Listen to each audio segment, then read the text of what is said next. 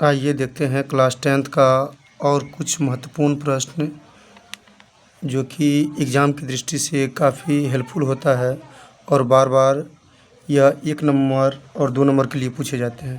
तो क्वेश्चन क्या है, थोड़ा इसको समझते हैं। क्वेश्चन है त्रिभुज ए बी सी एवं त्रिभुज डी ई एफ समरूप है। क्या है? समरूप है। इनका क्षेत्रफल का अनुपात 9 सेमी एवं 64 सेमी है। कहने का मतलब है त्रिभुज ए बी सी एवं त्रिभुज डी ई एफ दोनों क्या है? समरूप है। और समरूप त्रिभुज उस त्रिभुज को कहा जाता है जो देखने में एक समान हो, जिसका आकार एक समान हो लेकिन माप अलग अलग होता है, उसे समरूप त्रिभुज कहा जाता है। तो इसमें त्रिभुज ए बी सी जो दिया हुआ है, इसका क्षेत्रफल जो है 9 सेमी है और त्रिभुज डी ई एफ जो है इसका क्षेत्रफल 64 सेमी है। और दोनों का क्षेत्रफल का अनुपात जो है 9 सेमी एवं 64 सेमी है। कहने का मतलब है कि दोनों का अनुपात जो कितना है 9 एवं 64 सेमी है। 9 सेमी एवं 64 सेमी है, यानी कि 9/64 सेमी है।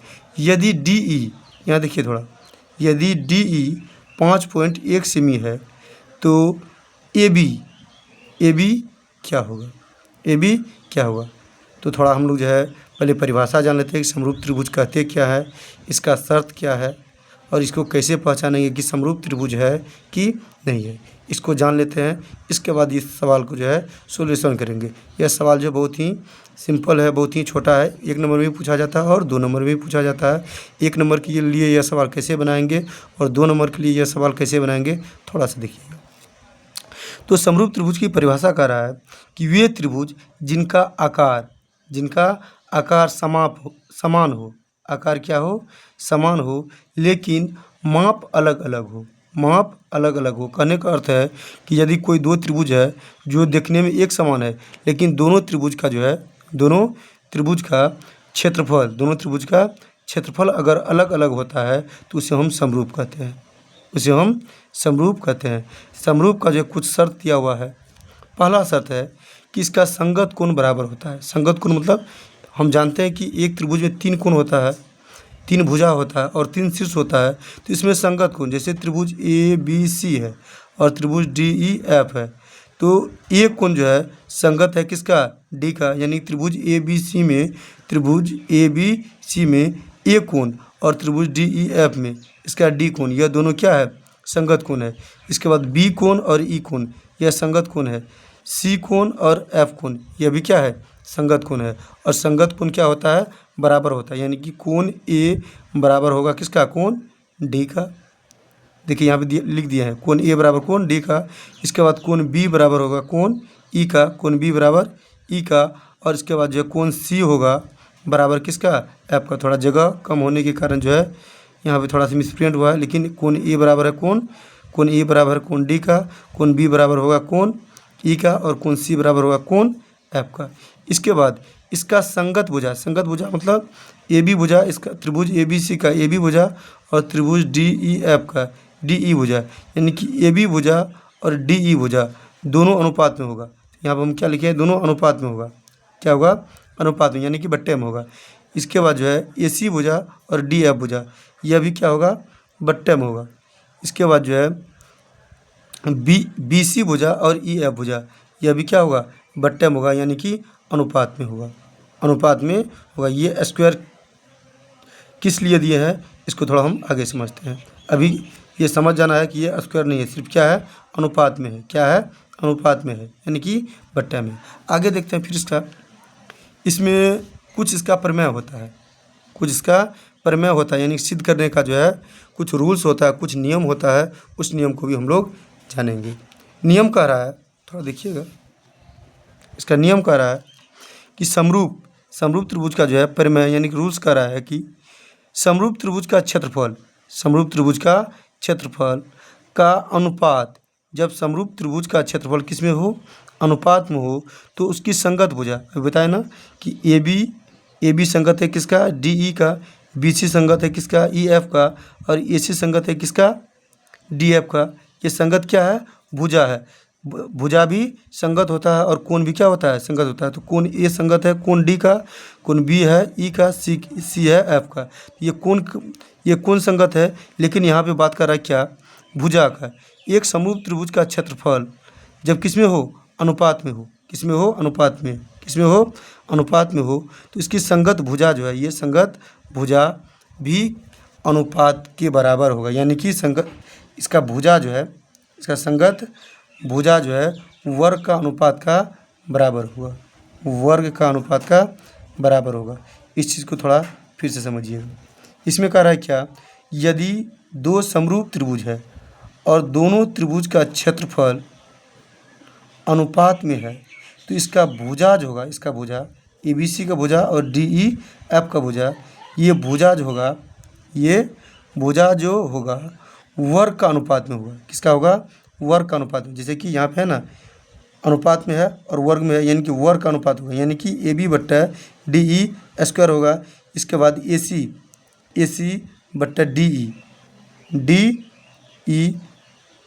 वर्ग में होगा, और BC बट्टा EF भी क्या होगा, वर्ग का अनुपात में होगा, वर्ग का अनुपात में होगा। इस चीज़ को थोड़ा सा जो है ध्यान में रखिएगा, इसी पर आपका सवाल बनेगा। फिर इस चीज़ को हम समझा रहे हैं, एक बार इसको समझिएगा। कह रहा क्या, एक समरूप त्रिभुज का अगर क्षेत्रफल अनुपात में हो, क्षेत्रफल क्या हो, अनुपात में हो, अनुपात मतलब बट्टे में हो, तो उसका संगत भुजा, जैसे कि AB और DE, BC EF, AC DF, ये जो है भुजा वर्ग का अनुपात होगा, वर्ग क्या होगा, अनुपात होगा। देखिए वर्ग का अनुपात है AB बट्टा DE का स्क्वायर, AC बट्टा DF का स्क्वायर, BC बट्टा EF का स्क्वायर, यानी कि वर्ग का अनुपात होगा, यानी कि वर्ग का अनुपात के बराबर होता है। तो आइए अब इसी पर हम जो है सवाल को सॉल्यूशन करते हैं। सवाल कैसे बनता है, थोड़ा इसको देखिए। अब सवाल में देखिए कह रहा है क्या, कि ABC एवं DEF एक समरूप त्रिभुज है। क्या है, समरूप त्रिभुज है। पहले हम समरूप त्रिभुज बनाते हैं। यह ABC है, यह है A और ये है B और ये है C, और ये है आपका समरूप का चिन्ह। इसके बाद दूसरा त्रिभुज है DEF, दूसरा त्रिभुज है ये D और ये है E और ये है F। थोड़ा ध्यान दीजिएगा इस पर, DEF है, जिसका जो है क्षेत्रफल, यानी कि त्रिभुज ABC का क्षेत्रफल है 9 सेमी। इसके बाद जो है त्रिभुज DEF का क्षेत्रफल है 64 सेमी। कितना, 64 सेमी। अब इसमें कह रहा है क्या, DE भुजा है 5.1 सेमी, 5.1 सेमी। तो कह रहा है कि ये AB भुजा, यह AB भुजा का मान क्या होगा, यह AB भुजा का मान क्या होगा। तो इसको देखिए 2 नंबर के लिए हम कैसे सॉल्यूशन करते हैं, थोड़ा देखिए। लिखेंगे त्रिभुज ABC का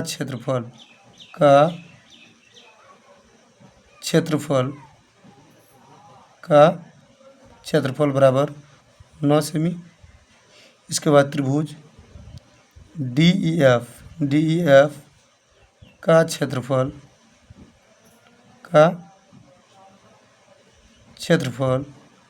बराबर 64 सेमी। कितना, 64 सेमी, जिसमें DE बराबर दिया है, DE पेन थोड़ा कम चल रहा है, DE बराबर 1.5 सेमी, 5 सेमी। तो कह रहा है AB, ये AB क्या होगा, AB क्या होगा। तो अब यहाँ पे देखिए सवाल में ही कह रहा है कि क्षेत्रफल का अनुपात, इसका जो है दो समरूप त्रिभुज है, दोनों का क्षेत्रफल क्या है, अनुपात में है। जब क्षेत्रफल जब है अनुपात में रहेगा, तो इसका जो है संगत भुजा जो होगा वर्ग का अनुपात में होगा। संगत भुजा क्या होगा, वर्ग का अनुपात में होगा। वर्ग का अनुपात में कैसे लिखा जाता है, इसको थोड़ा देखिए। अब इसका कह रहा है क्षेत्रफल क्या है, अनुपात में है, तो लिखेंगे इसीलिए त्रिभुज ABC का क्षेत्रफल बट्टे त्रिभुज DEF का क्षेत्रफल। अभी क्या बताए, जब दो समरूप त्रिभुज का क्षेत्रफल अनुपात में होगा, तो उसका संगत भुजा का वर्ग का अनुपात होता है। तो इसका संगत भुजा क्या है, तो ए बी का संगत को क्या है, डी ई। तो लिखेंगे ए बी बट्टे डी ई, वर्ग का अनुपात होगा, इस पर जो है स्क्वायर करेंगे। इसके बाद होगा क्या, ए सी बट्टे डी एफ वर्ग का अनुपात। तो इसका जो है वर्ग का अनुपात कर देते हैं, वर्ग का अनुपात। इसके बाद जो है बी सी बट्टे ई एफ और दोनों को क्या करेंगे, वर्ग का अनुपात। लेकिन इसमें हमको कह रहा है क्या, इधर ए सी बट्टे डी एफ, यानी कि ए सी या बी सी डी एफ या ई एफ का मान हमको कह रहा है निकालने के लिए, नहीं, हमको कह रहा है किसका मान निकालने के लिए, ए बी का कह रहा है, किसका, ए बी का। तो अब जो है इसका जो है लिखेंगे, या त्रिभुज ए बी सी का क्षेत्रफल कितना, 9 सेमी, यहाँ लिखेंगे 9 सेमी बट त्रिभुज डी ई एफ का क्षेत्रफल कितना, 64 सेमी, तो लिखेंगे कितना, 64 सेमी बट ए बी स्क्वायर बटे क्या, डी ई एफ बराबर 5.1 सेमी, सॉरी 5.1 सेमी, 5.1 सेमी। स्क्वायर है तो स्क्वायर कर देंगे, स्क्वायर कर देंगे। अब हमको इसका तो मान करा नहीं निकालने के लिए, हमको ए बी का करा मान निकालने के लिए लिखेंगे या अब ये स्क्वायर का मतलब क्या होता है, रूट। ये स्क्वायर इस पर आ जाएगा, तो रूट इस पर आ जाएगा, दोनों पर हो जाएगा 9/64 बराबर ए बी बट्टा 5 पॉइंट कितना है, 1, तो लिखेंगे 5.1। अब या हो जाएगा आपका, थोड़ा सा ध्यान दीजिएगा, या हो जाएगा, दोनों का वर्गमूल तोड़ते हैं तो 3/8 बराबर ए बी बट्टा 5 पॉइंट कितना, 1, 5.1। हमको निकालना है किसका वैल्यू, ए बी का। अब ए बी को 8 से गुना कीजिए तो हो जाएगा कितना, 8 ए बी बराबर, इसको इससे मल्टीप्लाई कीजिए तो 3 को 1 से, तो 3 5 15, यानी कि 15.3। इसीलिए ए बी बराबर 15.3 बट्टा कितना, 8। ये हो गया आपका आंसर, ये हो गया आपका आंसर।